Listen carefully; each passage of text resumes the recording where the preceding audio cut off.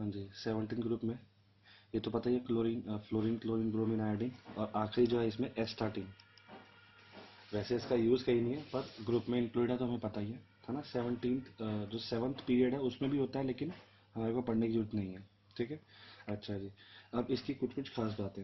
अब खास बातें क्या है, 17 ग्रुप को हम लोग क्या बोलते हैं, हेलोजन्स, और जिसको जनरली एक्स से डिनोट किया जाता है, ठीक है।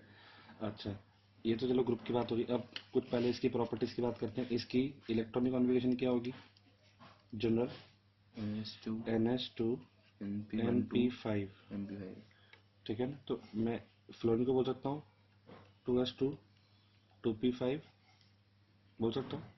तो क्लोरीन के लिए क्या हो जाएगा 3s2 3p5, ब्रोमीन के लिए 4s2 4p5, 5s2 5p5, 6s2 6p5। तो बेसिकली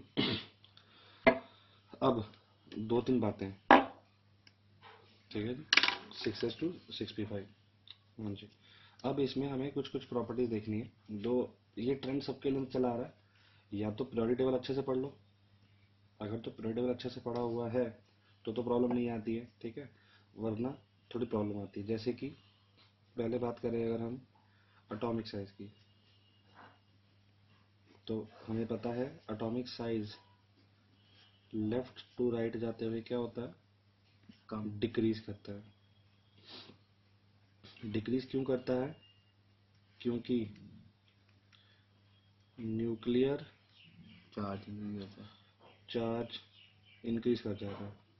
हमें पता ही है ये बात कि न्यूक्लियर चार्ज बढ़ता है, इसलिए साइज छोटा होता जाता है। तो हम कह सकते हैं they have smallest size in period. अपने पीरियड में इनका साइज सबसे छोटा होता है।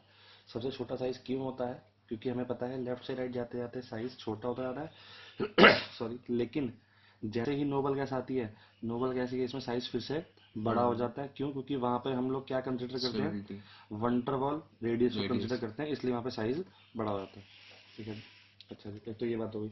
अब कुछ कुछ बातें हैं, जैसे कि कौन सा अबंडेंट होता है, कौन सा कम अबंडेंट होता है, वो पेपर के पॉइंट ऑफ व्यू से इतना अबंडेंट नहीं, सिर्फ नॉलेज के वाइज है। अब जैसे कि हम बात करें फ्लोरीन, फ्लोरीन किसके फॉर्म में मिलता है, याद करने वाली बात है ये, फ्लोरोस्पार, ये इसके ओर्स होते हैं जिसे हम CaF2 बोलते हैं। कायरोलाइट, कायरोलाइट के बड़ा इंपॉर्टेंट है, ये हमें याद होना चाहिए, Na3Al F6। ये जनरली दो इसके ओर्स हैं जिससे हमें फ्लोरीन अंदर से मिलता है, ठीक है जी। ये तो बात हो गई अबंडेंस की। अकरेंस की, कहाँ से कौन सी चीज किस तरह से मिलती है, इस तरह से हर एक के लिए अकर हुआ है, एनसीईआरटी में दे रखा है, हमें पढ़ने की अभी जरूरत नहीं है, बाद में पढ़ लेंगे। तीसरी प्रॉपर्टी है आयोनाइजेशन एंथैल्पी।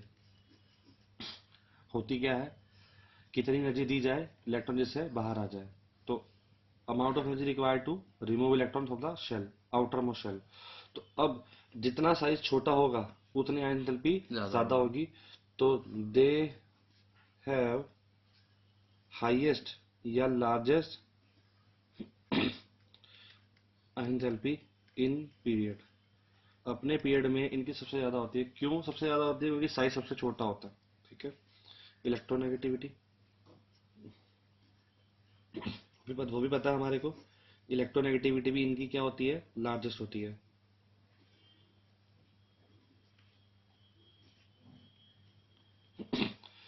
सबसे ज्यादा इलेक्ट्रोनेगेटिव एलिमेंट हेलोजन्स ही होते हैं, जिसमें से जो फ्लोरीन होता है वो पहले नंबर पे होता है पूरी केमिस्ट्री के अंदर। सबसे ज्यादा मोस्ट इलेक्ट्रोनेगेटिव है, मोस्ट इलेक्ट्रोनेगेटिव एलिमेंट है ये सबसे, ठीक है जी।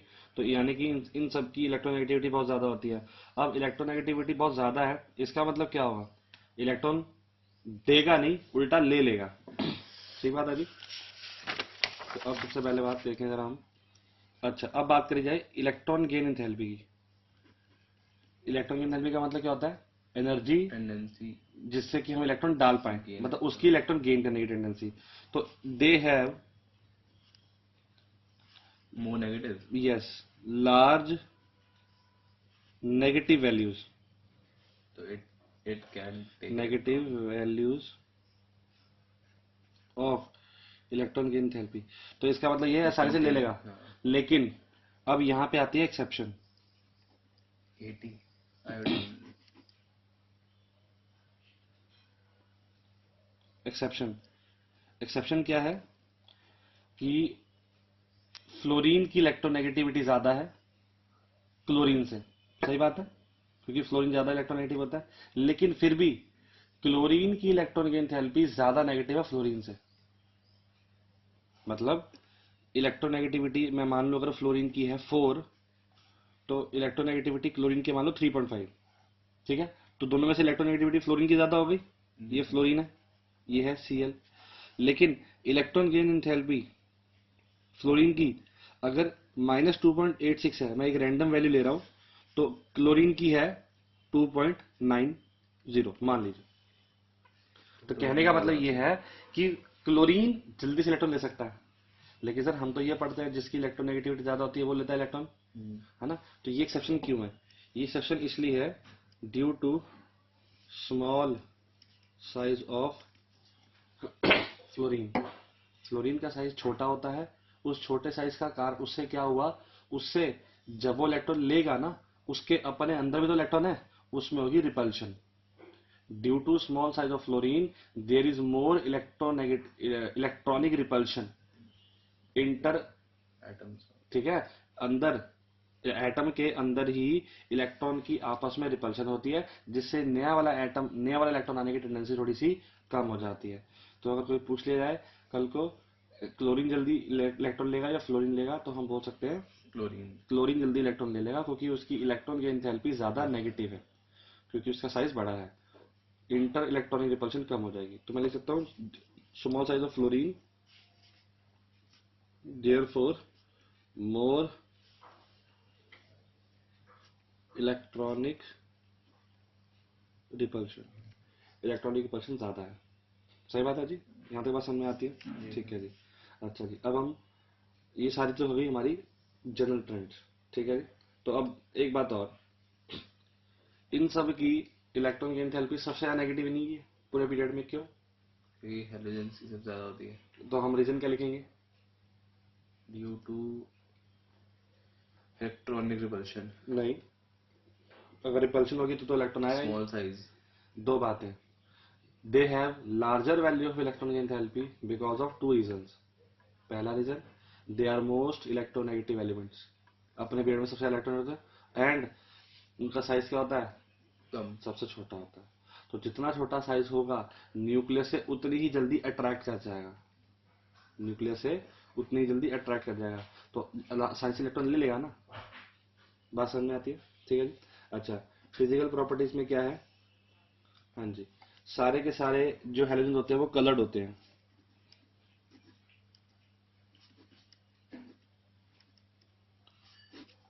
तो all halogens are colour. Coloured होते हैं। ब्रोमीन, हाँ जी, एक एक्सेप्शन और है, ब्रोमीन नॉन मेटल होता है, पता है? और ये इकलौता नॉन मेटल है जो लिक्विड होता है। लिक्विड होता है। हाँ जी, सबको पता होता है। एक ऐसा मेटल बताओ जो मिड लिक्विड है, सोडियम। मेटल जो लिक्विड है, मरकरी। मरकरी। और एक ऐसा नॉन मेटल जो लिक्विड है, बंदों को नॉन मेटल नहीं पता होता, ब्रोमीन एक नॉन मेटल है और साथ में ये लिक्विड भी है। ठीक है जी। अच्छा जी, अब एक बात और, कलर, हेलोजेंस कलर है, सारे कलर है, कलर क्यों है? कि पहले तो ये होते होते कलरलेस होते पहले तो। अब कलर ही क्यों है? स्टोरेज अब अच्छा, ड्यू टू एटमॉस्फेरिक प्रेशर। नहीं, कलर्ड है, ठीक है, एक बात तो ये होगी। अच्छा, अब पता कैसे लगेगा कलर्ड है? तो होता क्या है, और एक बात और, जब इनको सनलाइट में रखते हैं ना, इनका कलर चेंज भी होता है, कलर चेंज होता है। अब बड़ा सिंपल सा फंडा सुनो, कलर चेंज होने का क्या है। जब भी हेलोजन को रखा लाइट में, लाइट पड़ी, हेलोजन के अंदर होते हैं इलेक्ट्रॉन, इलेक्ट्रॉन ने एनर्जी एब्जॉर्ब करी और हायर स्टेट चला गया। अब हायर स्टेट में क्या स्टेबल होता है? स्टेबल तो नहीं होता, है ना। तो क्या होगा अल्टीमेटली, वहां से इलेक्ट्रॉन वहां से एनर्जी रेडिएट करेगा और नीचे वापस आ जाएगा। तो जो एनर्जी रेडिएट करी है वो कलर शो हो रहा है। हमेशा यही कॉन्सेप्ट चलता है ना, हमेशा चाहे क्वाड्रेटिक कंपाउंड हो या कहीं भी हो, तो इसी कारण से ये कलर होते हैं।